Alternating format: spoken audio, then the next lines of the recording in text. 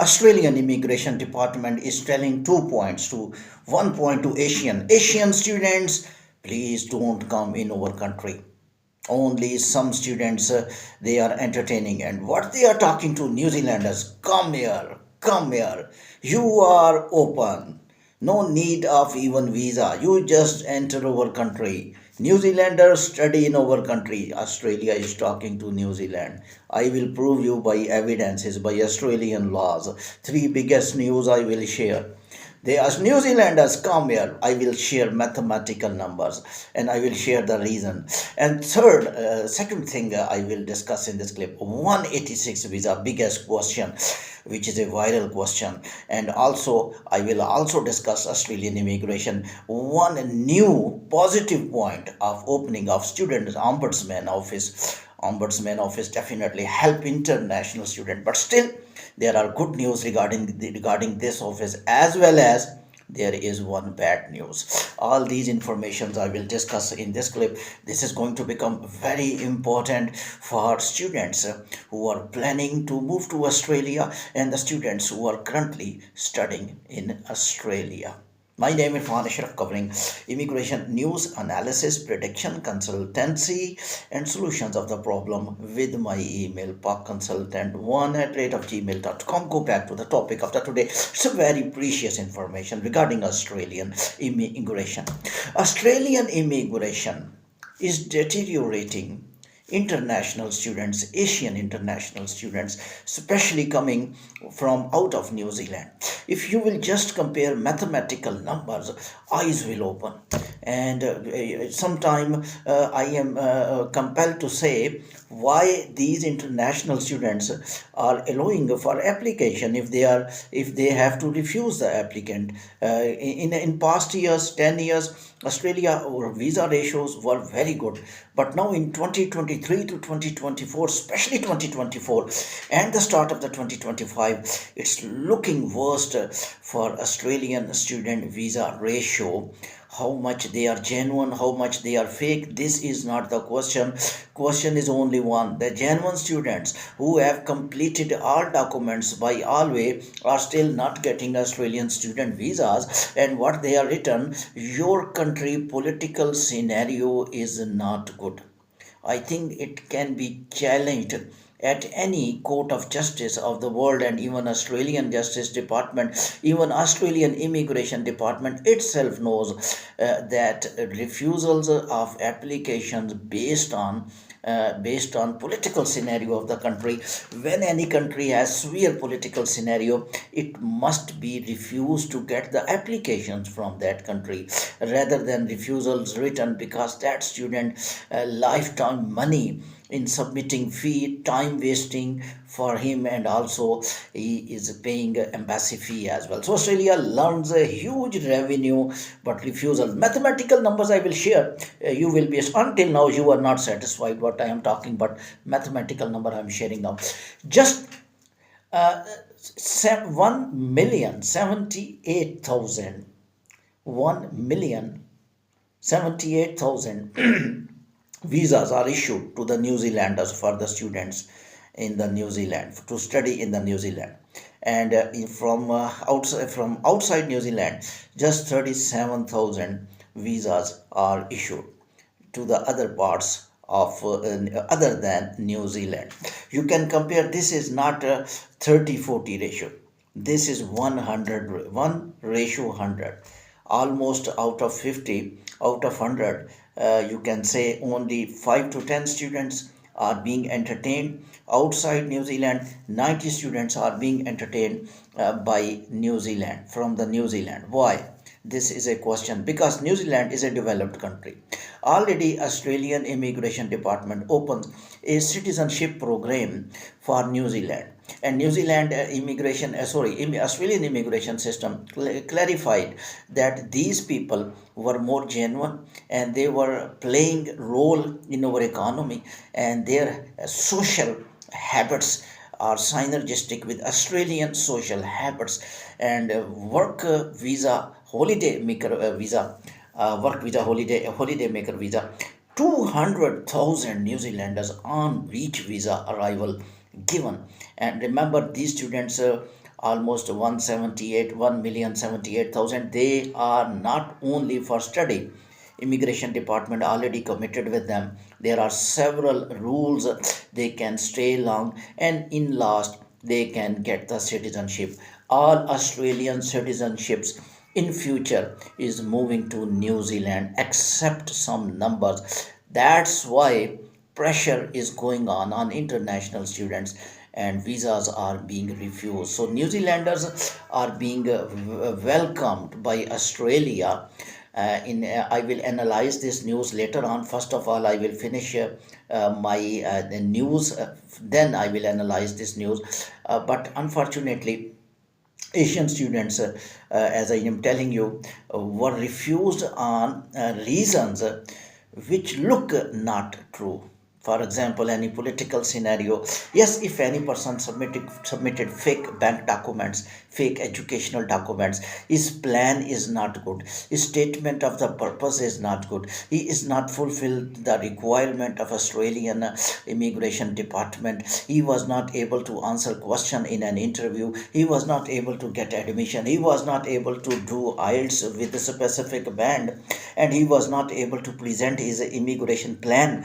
He is not able to satisfy immigration officer, and immigration officer think that he will stay long and he will not go back after studying the degree, and he is not able to justify he is a genuine student. He is not able to justify that he did not made research on upcoming professional educational plan. He did not know the university's name. He is not a genuine student. He is not processing his application himself. He is getting information all from consultant. These all factors definitely are the parts of refusal, because genuine student never mean that he submitted only genuine documents. Genuine student mean even student documents are genuine, that he made plan that I am a true student.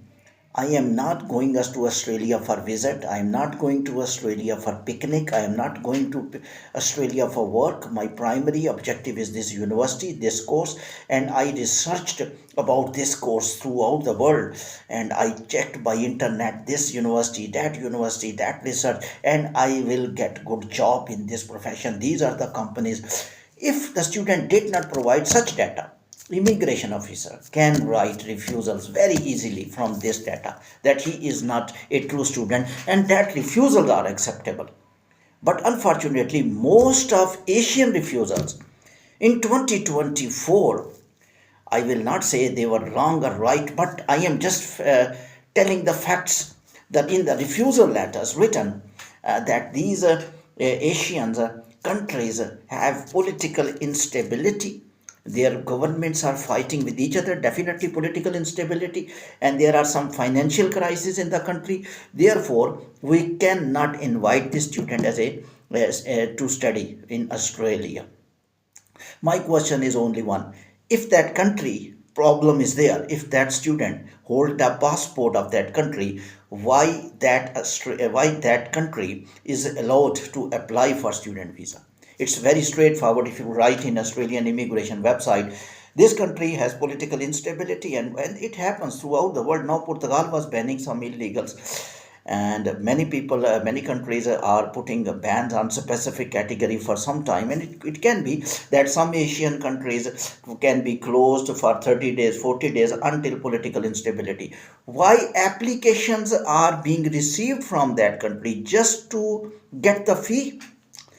Because even universities will refund the fee, but that fee will remain in account of university, mean Australian bank, for some time, even 3 months, 4 months, because student visas may not be decided in 2 months, 3 months, maybe some complicated cases. Of course, this student will deposit fee before applying. It may be 4 to 6 months, and refund method of the different universities and colleges of Australia took long time, and that money will raise the economy of Australia, but will deprive that poor student. If he will not be issued visa, his time also money will be wasted. I think political instability, refusals should have been some solution of the problem. I think by our or point out a genuine refusal that he is not a student, he is not able to make a plan, that's why we are refusing. That's the true satisfactory point for the student. At least he will not get visa, but he will be satisfied. Asian student, I am talking to a genuine students only. I am not talking about the people who fake documents submit, fake bank statement deposit. They are spams.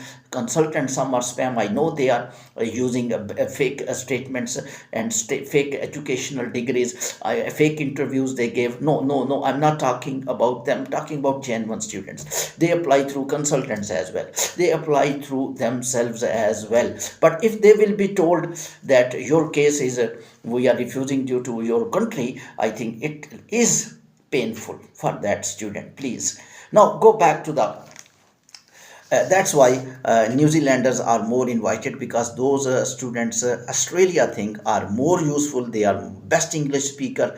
They are more professional, and they are right. They are right. I think Australia have complete right to invite New Zealander, but at least they make some specific rules for developing country. So much refusals.